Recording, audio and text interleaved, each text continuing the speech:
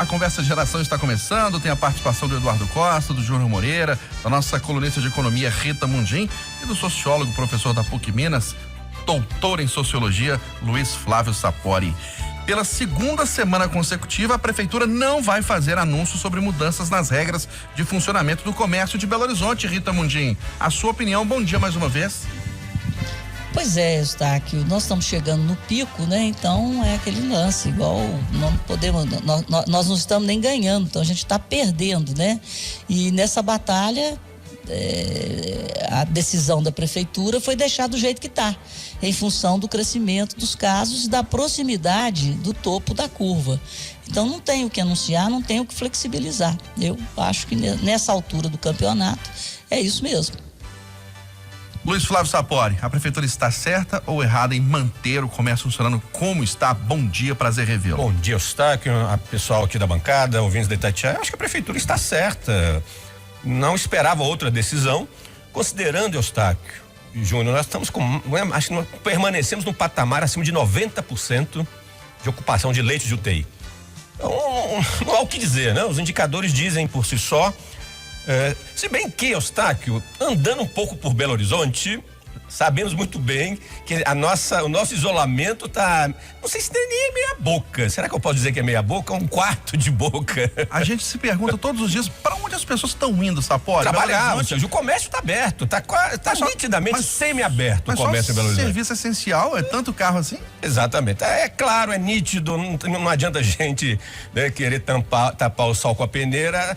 O comércio está funcionando, né, a meia boca em Belo Horizonte, é compreensível um pouco o desespero dos comerciantes, mas eu acho que é fundamental a prefeitura mostrar mais agilidade, Eustáquio, na abertura de novos leitos de UTI. Os números que têm sido passados para nós, que nós estamos num patamar de 370, 380 leitos bem específicos para pacientes da Covid. E claramente esse número não é mais suficiente, deixou de ser suficiente já há algum tempo.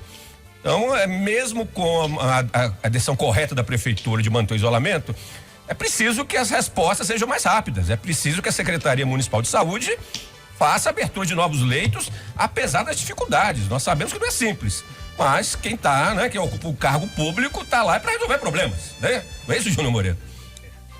E você, Júnior Moreira, a prefeitura para você está certa ou errada?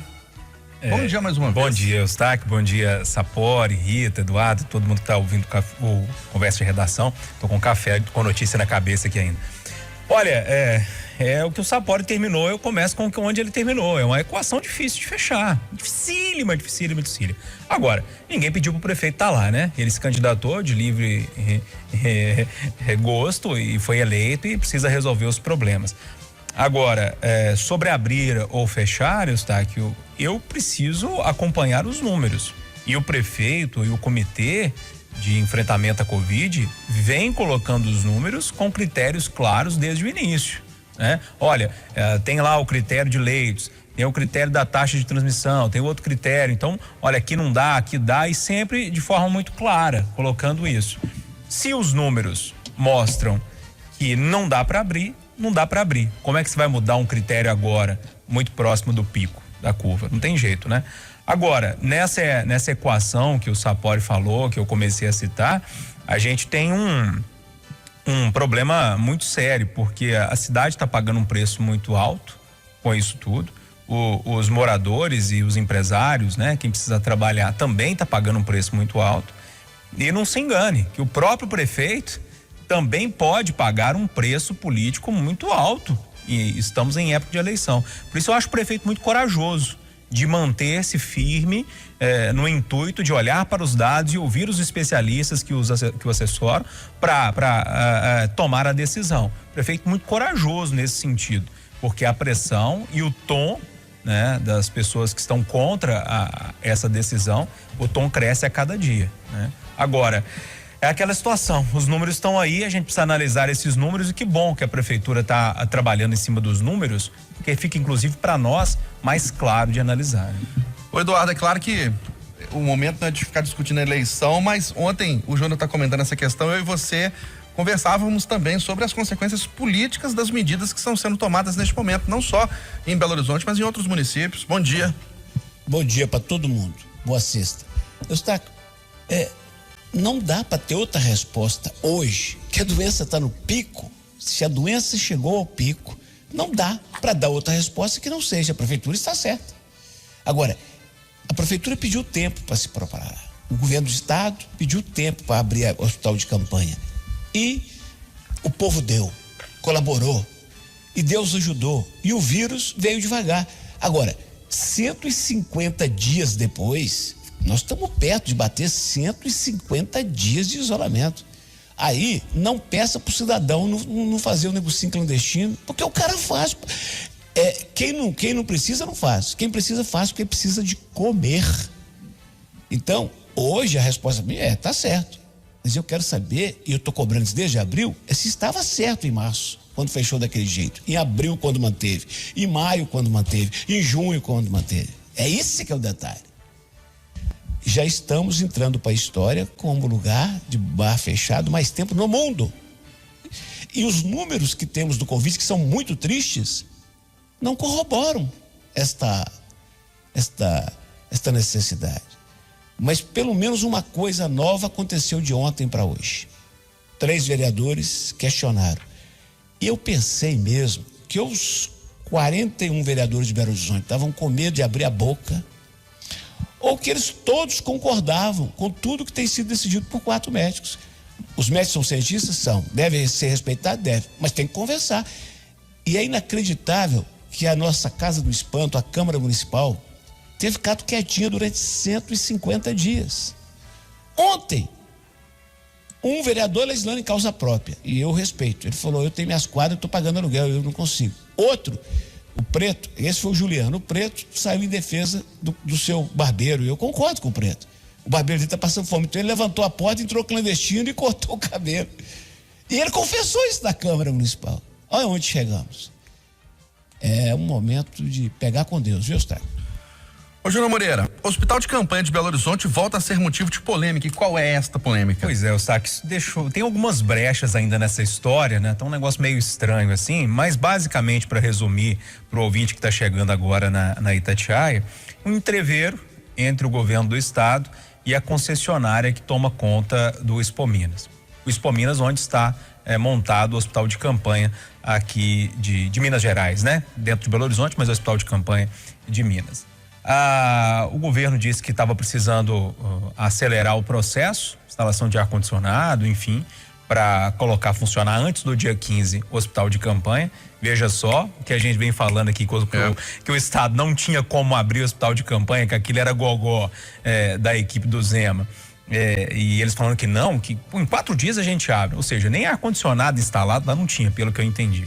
E a empresa que é concessionária, né, que estava ali com a concessão do espaço, parece que estava querendo receber pelos serviços prestados ali que estão fora do contrato.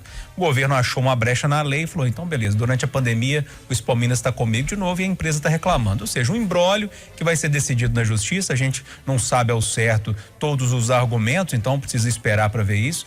Agora, uma coisa eu sei, esse hospital de campanha virou uma fábrica de polêmica, né? Primeiro, um símbolo de salvação do estado, festejado por todos nós, que o nosso sistema de saúde não daria conta. Então, monta-se um hospital de campanha e esse hospital de campanha vai ser a tábua da salvação, que vai resolver tudo e tal. E ele se tornou, além dessa fábrica de polêmicas, primeiro abre, não abre, depois abre, aí depois não abre de novo, aí depois não acha profissional, depois contrata uma empresa, aí a gente descobre que a empresa não tinha tanta expertise assim para resolver o problema, para gerir o hospital. Agora, essa tomada abrupta aí da concessão do Expo Minas, enfim, se mostrou um grande problema, esse hospital de campanha, ao invés da solução. Mas tomara que ele comece a ser a solução a partir da semana que vem, como quer o secretário de saúde aqui de Minas, né? Será que vai ser, Eduardo Costa? Vai ter que usar mesmo esse hospital de campanha? Ele vai ser útil para Belo Horizonte? O meu saudoso, querido, estimado Leontino Mendes Costa, meu pai, falecido 29 anos atrás. Quando a gente começava a ficar falando com ele a mesma coisa, pai, mas você não vai comprar o sapato? Pai, você não vai comprar? Ele falou assim, Mas que campanha, hein, menino? Era uma campanha mesmo, né? Você Esse tá hospital de campanha. O Passatempo, você fala isso? Fala. Que campanha? Ô, governador Zema, que eu respeito e gosto, não passa essa vergonha, não. O vírus esperou 150 dias. O senhor não teve que tirar dinheiro público. A FIENG ajudou, o Cefas ajudou, Pedro Lourenço do BH ajudou. 150 dias depois, nós estamos a 5 dias do pico e o senhor está brigando para desapropriar quem está lá para fazer o hospital de campanha. Considerando que nós estamos, o Estado mesmo diz, com 70% de ocupação dos leitos de enfermaria e ele só serve para a enfermaria, esquece esse bendito hospital de campanha e concentra na ativação de mais leitos de UTI para o caso de gravidade. Esquece, não perde tempo com essa bobagem. Esquece essa campanha, governador, porque ela vai envergonhar o senhor. Aqui pelo WhatsApp, 999967074, temos a opinião do Alisson Guimarães, do Dom Bosco, que falou o seguinte: hospital de campanha, 3 meses fechado, ônibus lotados, e a culpa é dos pequenos comércios. Agradeço a atenção, Luiz Flávio Sapori. Acho que devíamos mudar o nome do hospital, né? Não é um hospital de campanha, mas um hospital de problema, né? Um símbolo, um ícone da incompetência da gestão pública, né? Um símbolo, né, do desperdício, do mau planejamento. E o que mais me deixa indignado, como disse o Eduardo, não tem leitos de UTI, né? É isso mesmo, né, Júnior? Só enfermaria. Meu Deus, Belo Horizonte com 92% de ocupação das UTIs, né? Estamos já à beira da estagnação e aquele símbolo, aquele ícone lá de incompetência administrativa, não há muito mais o que acrescentar, Eustáquio. Ô Rita Mundim, e com perdão do trocadilho, com certeza esse hospital vai ser tema da campanha eleitoral municipal desse ano. Pois é, o hospital de campanha, o que a gente chama, né, na linguagem de reserva técnica, só que ele não atendeu a tecnicidade nenhuma. Então foi uma reserva técnica que a princípio nós tivemos até o orgulho da rapidez, né, da antecipação do problema, já com a solução caso o problema se agravasse. E quando o problema se agravou, a gente viu que aquilo ali era para inglês ver, né? E que não funciona, não entra em funcionamento. Foi gasto dinheiro público, sim, esse dinheiro poderia ter sido revertido em outros leitos de UTI, a contratação junto à rede privada, isso aí tem que fazer a conta, né? Mas eu admiro demais o governo Zema pelo zelo com o dinheiro público, mas eu não sei quem é que fez esse desenho, né? Dessa reserva técnica, desse STEP furado. Então o STEP nem entrou em operação porque ele já estava furado desde a sua concepção. Porque o paciente grave, ele requer respirador, né? Ele requer aquilo que uma UTI entrega e não um monte de cama lá na Gamileira. Então, infelizmente, realmente vai ser um símbolo de um erro estratégico aí do governo Zema. Ô Sapori, Minas Gerais é o 3º estado do Brasil com a menor taxa de isolamento social e os casos só subindo aqui. E municípios mineiros terão de cumprir, a partir de agora, regras de distanciamento. Eustáquio, eu acredito que isso se deve ao fato de que entre os meses de março até abril, maio, Minas Gerais era considerado um case de sucesso, né, no enfrentamento da pandemia. Nós mesmos chegamos aqui a elogiar, eu cheguei a elogiar aqui a gestão estadual, né, da pandemia. Os nossos números de contaminação, de infecção estavam baixos, ainda estão relativamente baixos. A gente tem que reconhecer os níveis de infecção, os níveis de morte pela Covid em Minas Gerais, comparativamente ao Rio, ao São Paulo e até o Espírito Santo, aqui do lado, são menores. Mas o problema é que acho que nós relaxamos, né? O problema não é só a administração pública, nós temos que reconhecer que nós, enquanto cidadãos mineiros, nós relaxamos. Nós acreditamos, ou passamos a acreditar que a situação estava sob controle. E aí explica em boa medida por que os níveis, né, de isolamento diminuíram tanto no estado, a ponto agora de não sermos mais considerados, Júnior Moreira, um case de sucesso, né?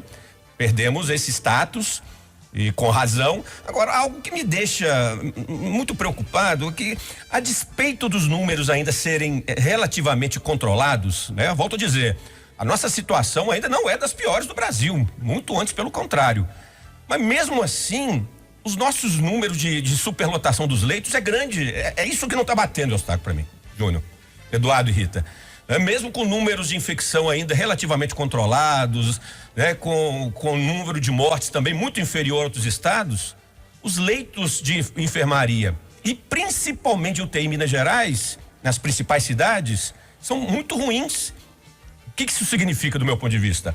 Houve um mau planejamento, então, ao contrário do que a gente imaginava. E o problema sempre existiu, então, né? De falta de leitos. Exatamente. E o planejamento para o crescimento desse número de leitos, né? De toda a infraestrutura necessária, né? De medicamentos, pessoal, respiradores, tudo leva a crer, Eustáquio, que não foi bem feito.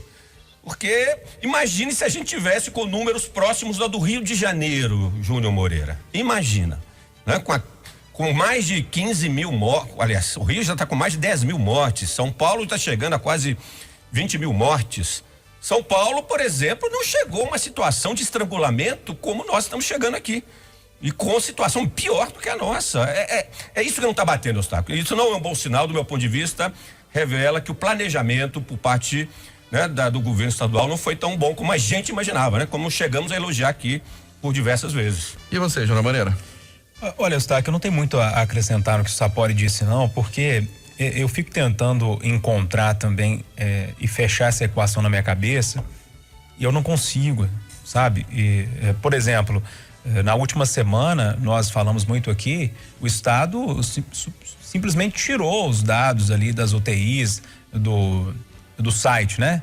O qual nós acompanhamos diariamente aqui na Itatiaia. Inclusive fazemos um monitoramento, o Eustáquio faz parte, eu, a Alessandra e o Alan. A gente botou pessoas que estão em horários diferentes para fazer sempre esse acompanhamento da taxa de leitos. E se a taxa sumiu, e ela sumiu, a gente estava ali por volta de 80%, se não me falha a memória, 70 e poucos por cento, quase 80%, em alguns casos até, em alguns momentos passava. Do nada, esse negócio voltou para o site de novo, com uma taxa muito menor. Hoje, por exemplo, da última atualização que nós fizemos aqui, a UTI com 69% e enfermaria com 68%.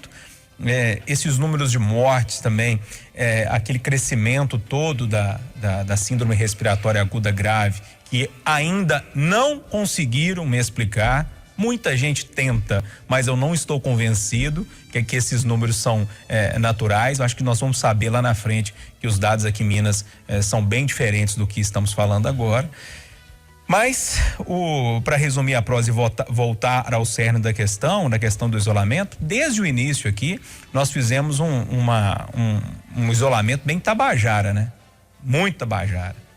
A gente não fez um isolamento como deveria ser feito, como foi feito em outros países aí pelo mundo, mas por um acaso aí do destino, alguma coisa aconteceu que nós estamos bem ainda e tomara que continuemos assim, né? Tô reclamando não, tô achando bom que tá tranquilo e se Deus quiser a gente vai passar por esse pico aí sem que alguém morra, ou que pedindo a Deus que ninguém morra por falta de aparelhagem, por falta de um leito, né? Ô Rita, por que, na sua opinião, Minas está nessa triste posição, terceiro estado do Brasil com a menor taxa de isolamento social? Olha, eu acho que não foi falta de aconselhamento e tudo, mas no início, eu acho que nós fechamos muito bem no início. E como os números foram bem mansinhos no início, as pessoas foram relaxando. Então, eu acho que foi um movimento natural, né? Os números não aceleravam em Minas, a gente via Pernambuco, Ceará, né? Amazonas, situação, São Paulo, Rio de Janeiro, situação, né, terrível, e a gente aqui naquela toada. Eu até cheguei a falar assim, nossas montanhas de Minas nos protegem, né? E realmente a gente tem, por não termos porto, né? A gente tem até menos contato com o que vem de fora. E chegou num determinado momento, houve esse relaxamento do ser humano. Não, então vamos, já que os números estão bem tranquilos, vamos relaxar. Eu acho que foi por aí. Mas mesmo assim, repito, acho que não foi falta de aconselhamento, não foi falta de divulgação de medidas preventivas, de pedir que as pessoas se conscientizassem, mas houve uma natureza humana atuando aí no relaxamento das próprias pessoas. E para você, desespero, né? Pois não. E para você, Eduardo Costa? Ô, caro, Minas são muitas, amigo. Não dá para comparar Uberlândia com Varginha, com Juiz de Fora, com São João da Ponte, que está lá no extremo norte. Isso é absolutamente esperado. As diferenças sociais, culturais, capacidade das pessoas se prevenirem. Aqui, vamos comemorar. Comemorar é uma palavra muito forte. Vamos agradecer a Deus o fato de que estamos com os menores números da doença no país e vamos esquecer esses que ficam essas contas idiotas só para explicar por que a situação em Minas não está tão ruim quanto o Rio e São Paulo. Isso não é preocupante. Para mim isso não é surpresa e não é espanto, não, seu Eustáquio. Seu Eustáquio. Sim. Vai lá em Joaíma, Itaobim, Medina, no Vale de Jequitinhonha, conversar com o cidadão sobre o vírus. O que é isso? Isso fala desse trem na televisão, no rádio. O que é isso, não? É assim, gente. Ô Eduardo, e foi surpresa pra você o Fabrício Queiroz ir para a prisão domiciliar? Se eu sou ministro, se eu sou juiz e me vem um pedido para um homem que está em tratamento de câncer, que tem outras comorbidades, que está preso, que não vai fugir, ir para prisão domiciliar, muito provavelmente eu concedo. E como ele precisa de alguém, eu tomo, e como o ministro fez, eu tomo telefone, tomo celular, tomo tudo dele para ele não ter contato com ninguém. Mas ele precisa ter uma pessoa cuidando. Então eu digo para a filha, você vai cuidar dele, do seu pai. Agora, a mulher não, a mulher é foragida. Não, então na mesma sentença que eu mandava ele para casa para a filha cuidar dele, eu recomendava às forças de segurança força total para prender a mulher, o mais depressa possível. Aí que está o meu espanto. Surpresa para você, Luiz Salles Sapori? Não, ao contrário. Essa pedra já estava cantada, Eustáquio. Desde o momento que nós ficamos sabendo que o presidente do STJ, né, que concedeu essa prerrogativa, que é o senhor José Otávio de Noronha, né? Ele está de plantão, né, com as férias forenses. Quem ficou de plantão no STJ foi o senhor José Otávio de Noronha. Esse senhor, ele é notoriamente, publicamente, um grande amigo do clã Bolsonaro, né? O Bolsonaro, um tempo atrás, inclusive, disse claramente em alto bom som, foi um amor à primeira vista quando ele conheceu esse senhor. Então, o Ministério Público do Rio de Janeiro já sabia que o Fabrício ia ser solto, né, pelo Zé Otávio. A imprensa nacional já estava noticiando isso. Então, e porque tudo leva a crer, segundo alguns analistas, que o senhor José Otávio Noronha é um candidato à vaga no Supremo Tribunal Federal. Então, ele está muito aliado, Júnior Moreira, ele está muito aliado com o clã Bolsonaro e com as perspectivas da defesa do senhor Fabrício Queiroz. Mas certamente, Eustáquio, o Ministério Público do Rio de Janeiro deve recorrer dessa decisão no Supremo Tribunal Federal, né? Porque tem essa possibilidade. E aí no Supremo Tribunal Federal a história é outra, né? Então, eu não sei se vai durar muito tempo, assim espero, essa volta ao domicílio do senhor Fabrício, né? Quem sabe agora a esposa volte, será, Júnior Moura? Duvido, viu? Eu acho que ela vai ficar foragida esperando o recurso no Supremo Tribunal Federal, Eustáquio. Ô, Júnior, teve um viés político essa decisão do ministro Noronha? Eustáquio, o Brasil continua o mesmo, né? O advogado é muito bom. O que ele fez? Ele esperou, como o Sapori disse, o Sapori explicou muito bem, ele esperou o recesso parlamentar, porque senão ia cair na mão do Fischer, né?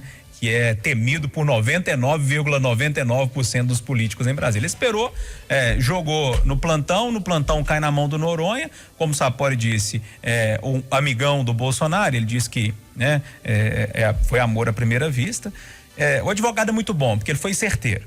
Veja só, todos saíram aliviados da história, né? Os dois investigados, que vão para casa, né? Um que está foragido, o outro estava preso, vão ficar em casa. O Bolsonaro deu uma aliviada também, porque tirou do pensamento, pelo menos por enquanto, a possibilidade de delação que estava sendo ventilada por aí. E por fim, o Noronha, né? Que conseguiu cultivar mais ainda o amor no coração do Bolsonaro. Você acha que foi tendenciosa essa decisão, Rita Mundim? De forma alguma. Esse benefício foi concedido a presos comuns. Então o Fabrício tá preso, tem câncer. Agora, eu como Eduardo, eu achei muito engraçado botar a mulher no pacote, porque ela tá foragida. Então não tem que colocar ela no pacote. Se colocar ela no pacote, ao contrário do que, não sei se o Sapori ou o Júnior falou, eu acho que ela vai aparecer sim. Porque eles abriram essa, não precisava dessa mulher no pacote, ela está foragida não está no pacote. Mas quanto à concessão da prisão domiciliar, e ele foi para a prisão domiciliar, porque muitos presos comuns foram simplesmente soltos, estão tocando terror na cidade, inclusive aqui em Belo Horizonte. É assalto atrás de assalto. Ele entregou tudo, passaporte, celular, todo mundo sabe o endereço dele. Então a gente tem que tirar, às vezes, o óculos político. Agora, a mulher no pacote é o ponto de interrogação. 8 horas. Oi. Sim, Eduardo. 10 segundos. Enquanto isso, um rapaz de 30 anos, negro, pobre, que estava com 10 gramas de maconha, foi preso. O advogado tentou tirar, falar que era para uso, o juiz não concordou, meteu 5 anos, ele foi para o presídio de Maumirim e morreu de Covid-19. A justiça brasileira é seletiva e nojenta. Um abraço. 8 horas e 59 minutos em Belo Horizonte, final da conversa de redação, final do Jornal da Itatiaia, primeira edição desta sexta-feira. Apresentação: Aline Neves e Eustáquio Ramos. Vem aí o Acinantão. Ótimo dia a todos.